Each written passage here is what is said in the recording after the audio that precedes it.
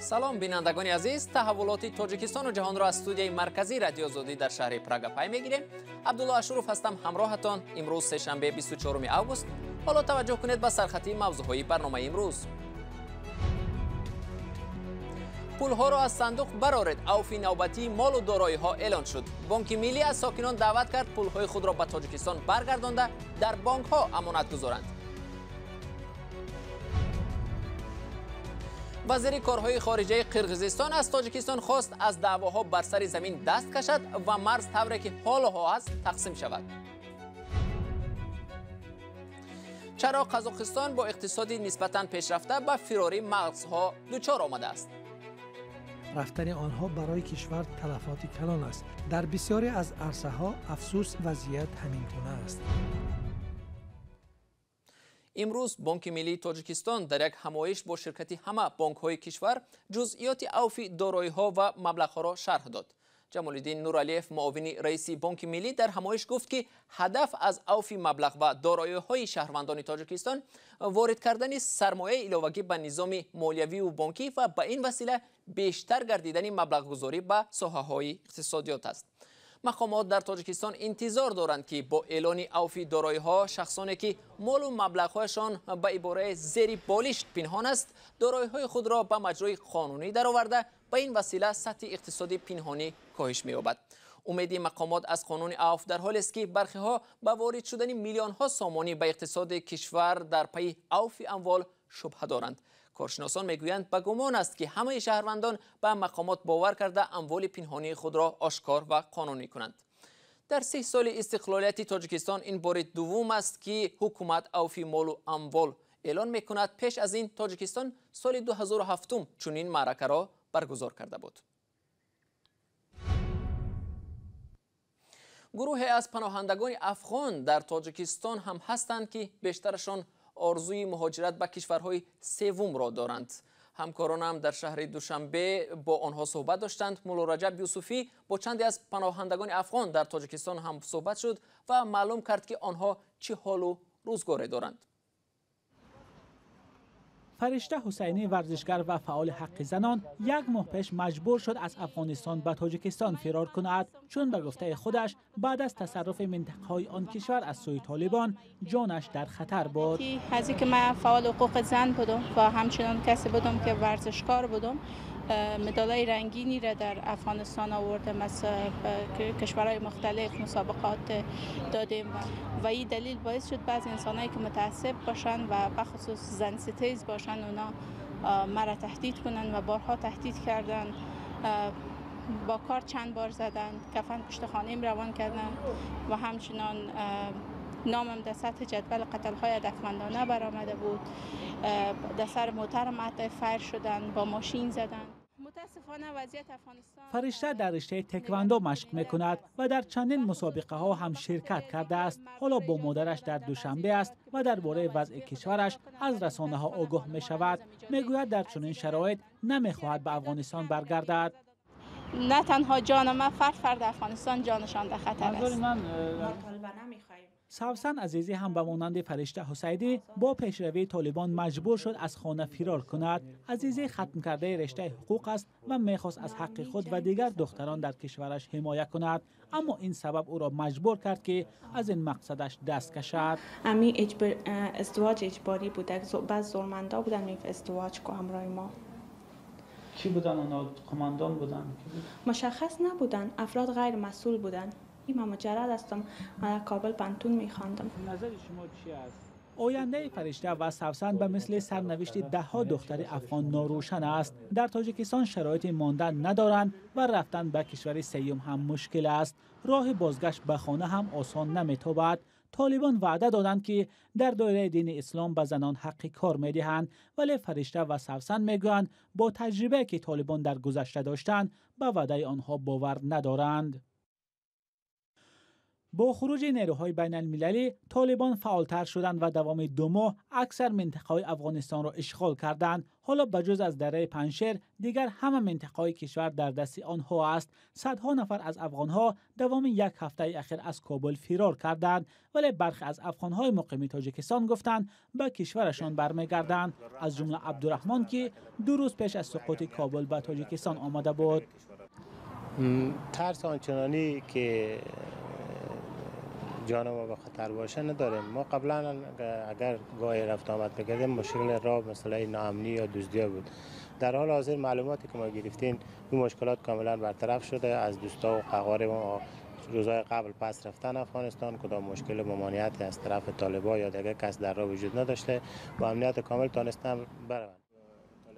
عبدالرحمن نمیخواهد چهرهش در نوار نشان داده شود، ولی از صحبتش معلوم است که به خاطر همسر و فرزندانش مجبور است که به افغانستان برگردد.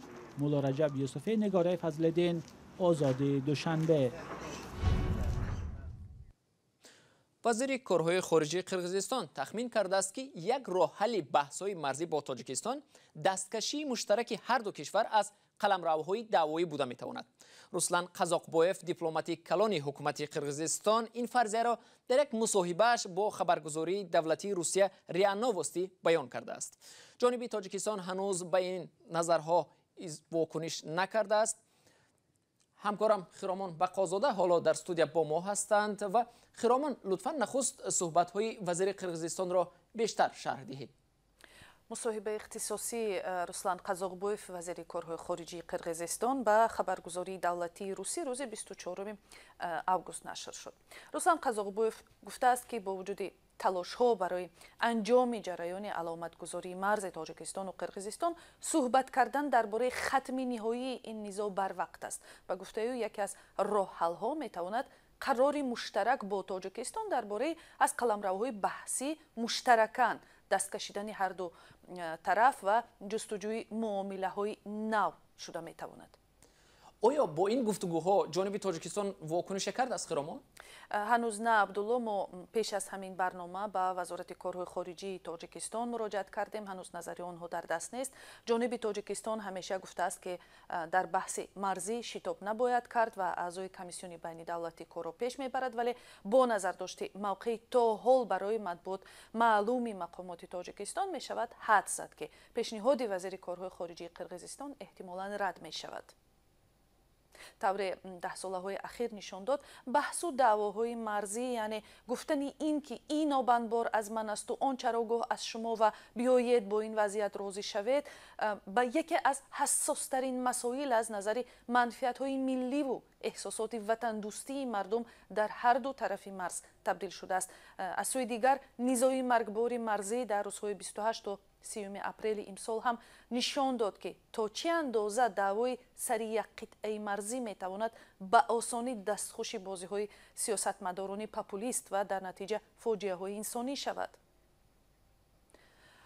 خرامان، طور میبینیم اظهار نظر جانب قرقیزستان در شرایط صدا میدهد که توجه تاجیکستان، کشورهای منطقه آسیای مرکزی و اصلا اکثر قلمروهای غرب اروپا به سوی افغانستان است. حالا تا کجا سرعت بخشیدن مسئله حل دعواهای مرزی قرقیزستان و تاجیکستان در این شرایط کارساز است؟ یکی از سوال‌های واقعا هم مهم است در همین شب و روز و طور جلسه دیروزه اضطراری شورای سازمان پیمان امنیتی دست جمعی که تاجیکستان و قرقیزستان هم عضو آن هستند نشان داد نگرانی از آینده حکومتی که به نظر آنها باید فراگیر و عبارت از نمایندگان همه قوم و گروه ها باشد، برای حکومت های منطقه یک مسئله رقمی اول می باشد، یعنی پریوریتیت یا مسائل اولویتناک در مرحله کنونی سیاسی منطقه عظیم‌تر است، چون وضع مرز تاجیکستان و عموما کشورهای سازمان پیمان امنیتی دست جمعی پیشگویی نشونده می شود.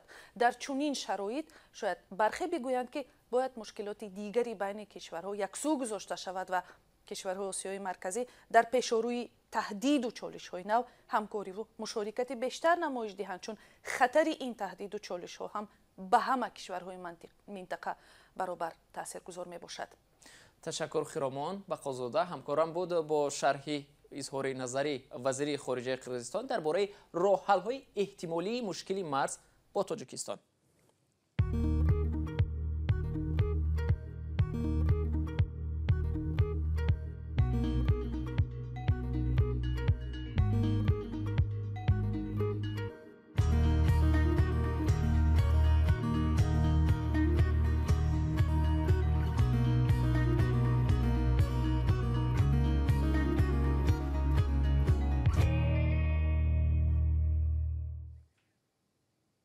به خارج رفتن متخصصان یا با اصطلاح فرار مغزها برای تاجیکستان نو نیست و سالهاست ادامه دارد.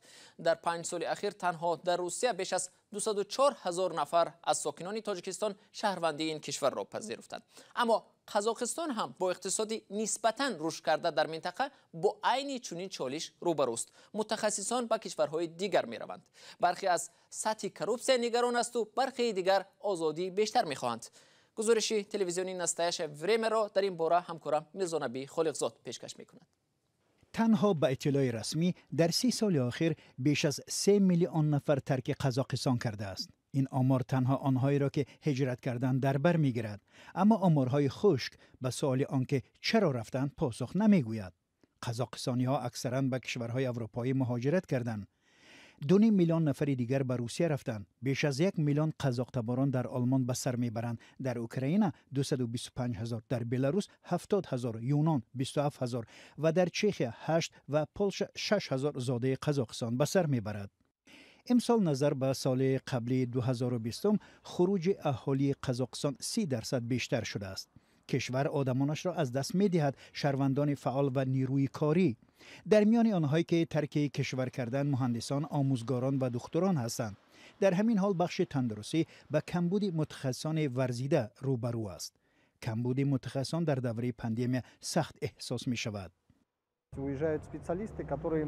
متخصصان رفته ایستادند که می توانستند اینجا اقتصادی نو را رشد دهند. فرض کردیم پزشکان می توانستند توریسم معالجوی را رونق دهند و این می توانست یک بحث قدرتمند اقتصاد شود. متاسفانه این ظرفیت حالا استفاده نمی شود.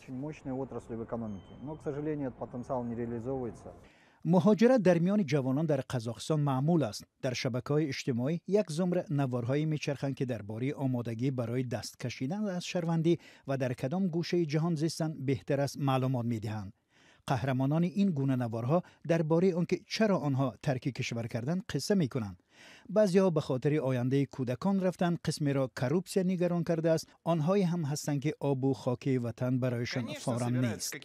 البته حامیان حقوق محیط زیست و هوا جمع میشوند، مجلس میگذرانند، اما پیشرفته نیست. محاکمه میکنند، انا اکنون مرکز گرم و برق‌دهی را نوسازی میکنیم، همه چیز خوب میشود، اما نقلیات جمعیتی توسعه نمییابد. اما به التجای ساکنان مقامات محلی کم اهمیت میدهند و بیشتر آنها را به مهاجرت رفتن سبق میدهند. از جهت مهاجرت ساکنانش ولایت شمال قزاقستان در جای اول است. در 6 ماه سال 2021 این منطقه را بیش از 4,000 نفر ترک کردند. دولت عیبدار، حکومت گناهکار است. از کشور خوب آدمان فرار نمی کنند. من وطن دوستم، البته از اینجا کجایی نمی روم، اما همیشه مبارزه خواهم برد، احتمال تا زمانی که مرا نشکنند. مشکل به اصطلاح فرار مغزها برای قزاقستان نو نیست. موج بزرگ مهاجرت در میان سالهای 90 بیشتر به مشاهده می رسید، اما آن زمان مهاجرت آدمان بیشتر احساسی بود. حالا قزاقستانی ها دانسته مهاجرت می روند و قبل از آن دانش و ملکای خود را صیقل می دهند. متخصصانی که زبان انگلیسی را می دانند با دانش های معاصر جهانی آشنایند، می روند. رفتن آنها برای کشور تلفاتی کلان است. در بسیاری از عرصه ها افسوس وضعیت همین گونه است. حالا متخصصان پیشگویی کرده نمی توانند که آمار مهاجرت از قزاقستان تا آخر سال به چند می رسد، اما پیشبینی های خوشبینانه هم از تغییر یافتن وضعیت دلالت نمی دهد، چون که اساس برای آنکه آدمان در اینجا بمانند کمتر می شود. وقتی برنامه اخباری آزادی اینجا به پایان می رسد، تشکر از شما که تا این لحظه ها با ما بودید. خداحافظ.